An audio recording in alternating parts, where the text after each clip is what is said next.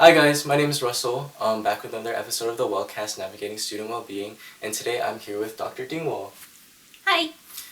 So Dr. Dingwall, can you tell me a little bit about your path to academia and also what you do here on campus? Okay. So first of all, thanks for having me. It's really great to actually be here. So thanks for the planning. A little bit about myself, and I'm probably going to try not to do this TLDR thing, I've always been interested in science. I've always loved STEM. I started my academic journey as an undergrad at UCLA.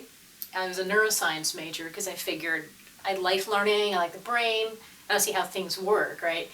And then I got to my third year, pre-med, by the way, former pre-med.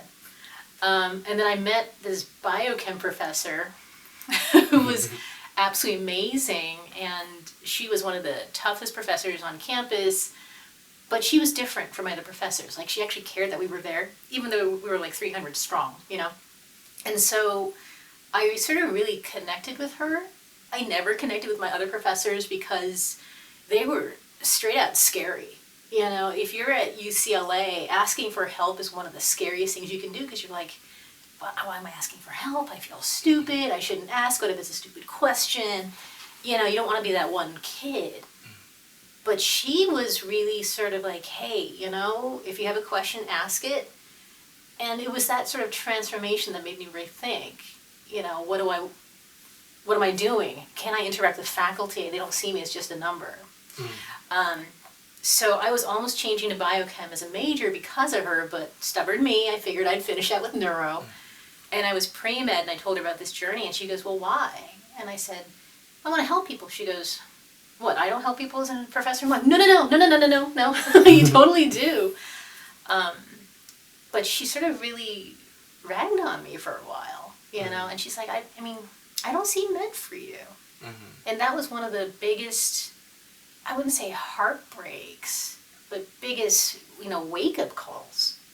And so I'm like, well, why not? She goes, I don't know. It's not, I'm not saying you're not capable, I just don't see it for you,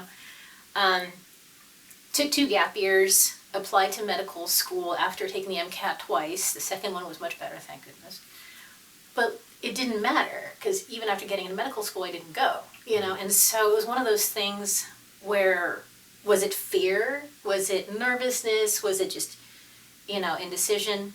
And to this day, I can't tell you why I didn't pursue it. But then I worked for a number of years, went back to community college to try to get some requirements, because maybe pharmacy school, like chemistry. And the instructors were saying, you've been teaching and tutoring all this time. Have you considered teaching here with us? And my first words were, I'm not smart enough. Severe imposter syndrome. Yeah. And they said, humor us, go get your master's and come back. So I did. I got my master's, went back and taught at the community college for 4 years, and I loved every minute of it. The moment I stepped into that classroom, I'm like, this is what I want to do. So it was sort of a convoluted path. I thought I knew what I wanted to do, but then I didn't. And then I sort of did this life searching type thing. And I finally found it unexpectedly, And then after teaching, they wanted me to get a PhD. New president came in. She's like, I want PhDs. I'm like, I got to go back to school. So I did. And I got my PhD here at UC Riverside in biochemistry because I love the subject. And I started my PhD at 31. I had a kid at 35 in my 4th year of my PhD program. And I graduated with my doctorate at 36. And so when I was finishing up, this position, I'm an associate professor of teaching, opened up, professor of teaching. And so I applied. And then I got it. But because I was an internal candidate, everyone's like, oh, we got to make sure everything's above board. I swear they ran me harder than any of the other candidates, But that's what I do now, is I primarily teach. My research is based upon teaching and learning. It's called pedagogy. But that's my shtick, My path wasn't straight, but looking back at it, I would not have changed a thing. Because it helped me find who I was, what I wanted to do. And I have no problems telling all y'all out there, find life, explore yourselves and what you like, what you want to do. because it'll come. Thank you for that.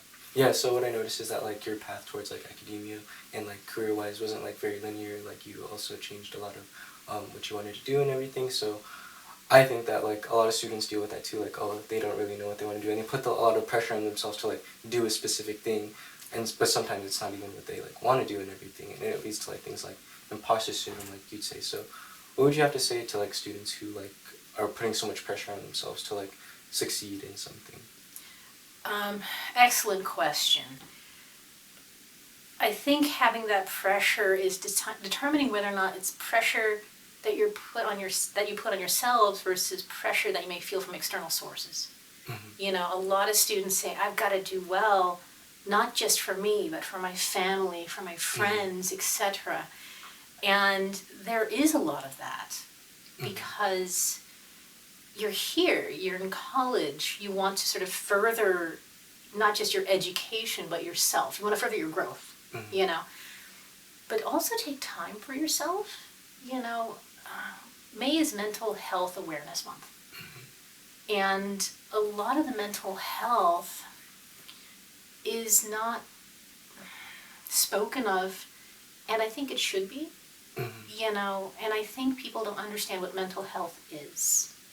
Very frequently they say, oh, I'm stressed, I've got mental health. I'm like, hang on a second, there's more than just, you know, this and that. It's not something to be diminished, but it's not something to be taken lightly either, you know, and so there's a big difference between really dealing with certain types of mental health versus I'm stressed for a single exam. And I think, and I'm not saying that not being stressed isn't mental health, but you have to also consider the seriousness and the veracity of a lot of the other times. So, you know, students feel pressure. I get it. I was there, you know, in grad school. I felt the pressure because I had to get my degree. I had an infant, you know, newborn and all of that. Even as faculty, we feel pressure. And I think that's a big misconception that we don't. Definitely, yeah. I feel like a lot of students see like professors as like someone they can't really like connect with, or they're like so higher up, they're like super beings or something. But like you say, like a lot of people deal with mental health issues, even professors. So what would you have to say about like that whole stigma that like professors are kind of like you know, like they know everything, they are doing perfectly fine and everything? We don't know everything, I can tell you that right now. So the very first day of class, I usually tell my students, it's going to sound crazy, that I have anxiety. And it's not just being scared, it's actually anxiety. You know, my biggest fear is public speaking. When you think about it, that's so antithesis to being a professor, because you're always in front of class. Exactly. But for me, teaching is different from talking about like research or something professional. You know, to me, teaching is more like a conversation. It's communication, like what we're doing now, sharing of ideas. But we feel anxious. I know some professors will really get nervous even before they step in class. You know, we have other things on our plate, not just research, which seems to be a common thing. For example, for me, I put in 12, 14-hour work days, and I still commute from an hour away because I don't live in Riverside. And I've got a young child, which I don't see except for on the weekends because I drop him off at school in the morning. I commute here, I have my full day. By the time I get home by midnight, he's asleep. You know, and so I don't have that connection I wish I did. Is it necessarily time management? Some of it is, but a lot of it isn't. You know, it's obligations we have, and that contributes to my stress. And that contributes to my mental health. It's like I don't want to miss my child growing up either. So it's not an easy path. It's not an easy thing for faculty either. I think being able to understand that from the student perspective, you know, if my colleagues and I can show our students patience, compassion, grace, or, you know, accommodation, maybe show some of that reciprocity, you know what I mean? Same thing, because I don't know what you're going through, you don't know what I'm going through, unless we talk, you know? Exactly, yeah. And some students are afraid to talk to professors, and that's okay, because they might need something, might have services on campus or something like that, like CAPS, the well, hint, you know, SDRC, our pantry, our closet, ton of services on campus, but I think the scariest thing is having a student come to the faculty, I need help. Because a lot of students may think, I'm not significant enough, I'm not smart enough, I should be able to find this. And if anything else, asking for help to me personally is a sign of bravery, not cowardice.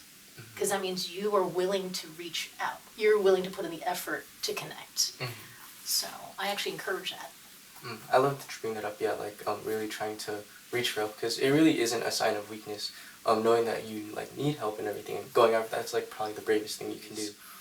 What do you really recommend for anyone in like studying anything STEM, like when they really feel that pressure? Because in my experience, like I've definitely been like, oh, I don't even want to study because like I'm never gonna even get it, or oh, I'm already gonna do bad. Like I basically like even like self-sabotage or like really just tell myself like, oh, I'm not even gonna get it, so what's the point?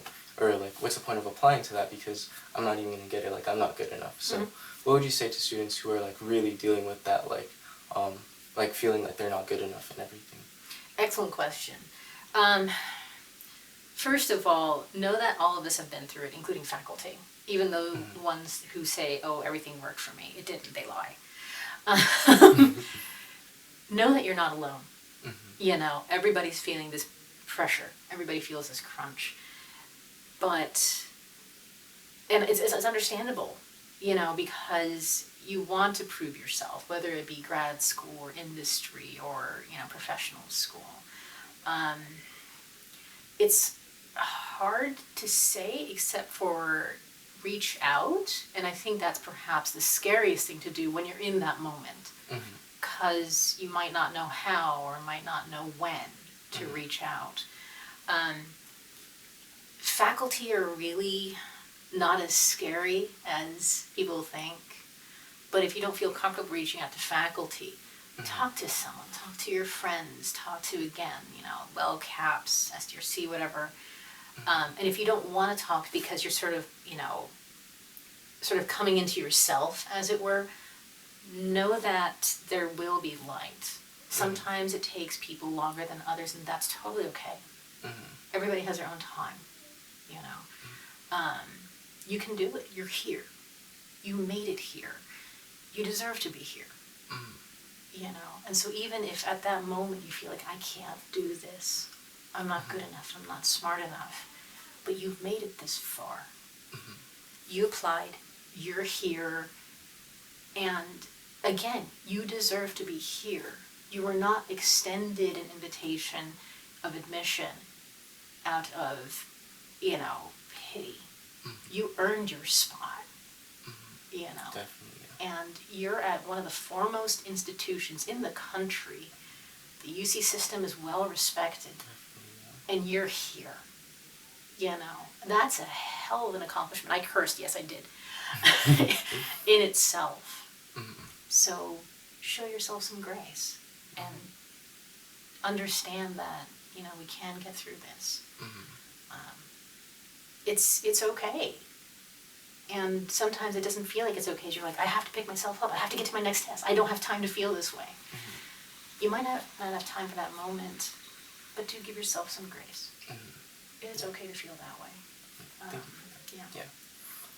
The next thing, which kind of relates to like having a hard time like learning and everything, is like learning disabilities like ADHD or even like anxiety is like can really weigh a student like down and everything. And something interesting that like I read somewhere was like someone is only really disabled if they aren't provided the resource or thing to help them out. Like for example, if someone is in a wheelchair and everything, they're only really disabled if they don't have the, like, if there's only stairs or something, or if there's a ramp, then they're not really they're able to like get up and everything. And I kind of relate that to like having like ADHD or like even anxiety that affects students' learning in school. Something really awesome about UCR is that the SDRC, they provide like resources for students with ADHD and like even anxiety too. So that's why I love UCR. I feel like, what do you think? Like it's a really like welcoming environment in my opinion, especially when I talk to like some of my friends like in UCLA or other UCs. Like I think something different about UCR is that they really want students to be successful, whether it be SDRC or even the ARC, the Academic Resource Center. like the resources are there, but sometimes students are afraid to reach out to them. But yeah, what would you say about like UCR being very welcoming and everything? It's home. Period. It's I home. love that. I was here as a graduate student, Mm-hmm. and I had such a fantastic mentor. You know, my PI is absolutely brilliant. Dr. Russel, Department of Biochemistry, Distinguished Professor. And I've had a lot of good other mentors here, not just in CNAS, but a few in CHAS, you know, a couple in BCOE. Faculty do communicate across campus, some more than others. And it's something about caring for the well-being of our students that makes it home here. That's why I want to stay here at UCR, because it is home. It's a family, you know, and I see that camaraderie among the students. Even those who may feel alone, isolated, whatever have you, know that there are people here who actually do care. And even though we don't know each other's stories, there's someone out there who matches yours, or at least can partially identify with yours. And I think having these services really helps. Definitely, yeah. You know, so, but again, it's hard sometimes to know what a person's going through unless they also reach out. Definitely, yeah. So, yeah, reach out, definitely. If you have a hard time studying, talk to the professor, you know, talk to the ARC. Yeah. If you don't reach out, we don't know how to help you. So. Yeah, more often than not, professors are really welcoming and everything. Sometimes there are professors that are like really like scary and everything, but I feel like in my experience when I like got the courage to just go up and talk to them, even admit that I'm struggling. That's another thing too. A lot of students don't like to admit that they're struggling and everything. I think that really just setting your like ego aside, your pride aside, and saying like, hey, I'm like struggling, that's really the first step to like, you know, connecting with the professor, even getting the help that you need and everything. It's bravery. So something else is that like UCR is very diverse. I feel like that really makes me feel better as a like person of color and everything. I just noticed that like, especially in like research, back when I was like really interested in getting into research and everything, was that like a lot of like really like all these researchers are like, most of them are like white men. I saw this like one like demographic like a crazy amount of like researchers and like everyone in this academia is like white men and everything, and that really like can scare some people and everything. It definitely scared me and everything. I definitely questioned like how smart I was and everything. So especially what would you have to say about that? Like you, especially since you were definitely in research and everything, and you already are in academia. So what would you have to say about like students who are like struggling with that kind of imposter syndrome? Change is a common. You know, think about the current faculty and, you know, administrative stuff. You know, think about the demographics up there. They don't match the same demographics as the students. You know, definitely, if you think about it. But guess what? You outnumber us. You know, the biggest population here on campus is undergraduate students. And you are the next generation. You are the next generation of thinkers, next generation of doers, next generation of leaders, next generation of service. So students will change the world, you know, and it's your generation that will be rising and replacing a number of us. So it's about darn time. Awesome, thank you.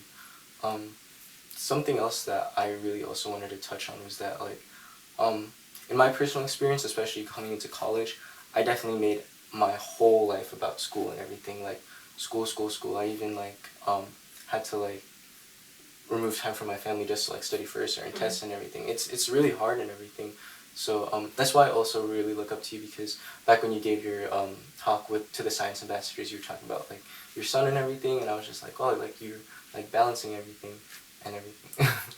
It's definitely hard, but like what do you have to say about like students who like make school like their whole life and everything? Like in my personal opinion, I feel like school shouldn't like be like the center of your life. There's definitely like other things to do, like go out in the sun and everything, like talk to a friend, like, you know, I feel like everything's not about school, so. Right. Well, being in school, I mean, if you think about it, all your classes and studying, it is a student's primary job to be in education. It should not be their only job, I guess is how I would phrase that. Because you're here to learn, you know, you're here for your education. So school is absolutely important, but it is not the end all I think that's where that comes into play. There are organizations, that is true. There are, some people have to work, some people have to commute, some people actually have families, and they're taking care of, so their student parents or something like that, or students taking care of their own parents or something. And those are important, Time management is difficult. It is doable, but it can be difficult, especially depending on the obligations. Some students have to work in order for them to put themselves through school, And this is the conversation that they can have with their instructors or, again, services on campus. But, don't just come here, blinders on, go to class, and go back. Explore the world out there. Likewise, for STEM majors, I know a lot of you all are thinking about, post-baccalaureate type programs, professional school, industry, or not even sure what you're necessarily going to do. Take Dance 5. Take a film class, photography, whatever you need to do, but do something that you are interested about. So something that you mentioned was that you view lecturing as like a conversation between a professor and a student, and for me that really helps with my my sometimes anxiety in with like raising my hand and everything. So thank you for that.